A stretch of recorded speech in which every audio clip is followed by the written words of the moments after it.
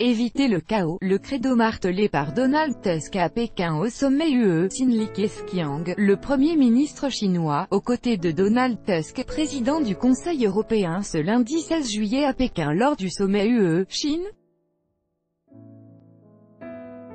Reuters, Thomas Peter depuis Pékin, où les dirigeants européens sont aujourd'hui réunis autour du gouvernement chinois pour leur sommet annuel. Le président du Conseil européen Donald Tusk a appelé à cesser de brandir la menace d'une guerre commerciale pour éviter le chaos et le conflit, un message envoyé à Donald Trump et Vladimir Poutine qui eux se trouvent actuellement à Helsinki.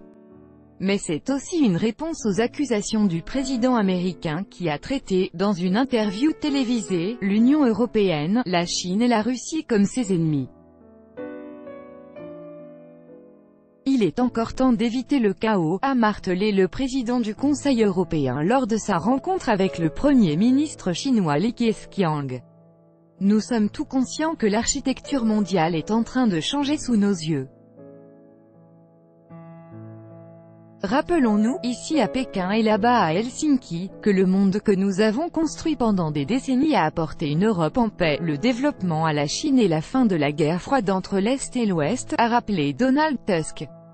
Il est du devoir commun de l'Europe et de la Chine, mais aussi de l'Amérique et de la Russie, de ne pas détruire cet ordre mondial mais plutôt de l'améliorer, et de ne pas engager des guerres commerciales qui ont débouché sur des conflits ouverts si souvent dans notre histoire.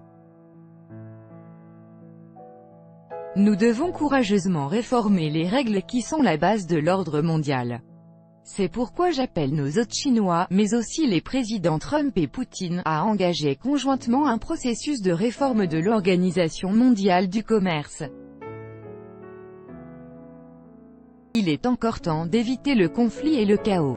Aujourd'hui, nous nous trouvons devant ce dilemme, de jouer des jeux agressifs comme par exemple une guerre de tarifs douaniers, ou bien de chercher des solutions communes basées sur des règles équitables, et écouter, l'Europe et la Chine, entre affrontement et coopération.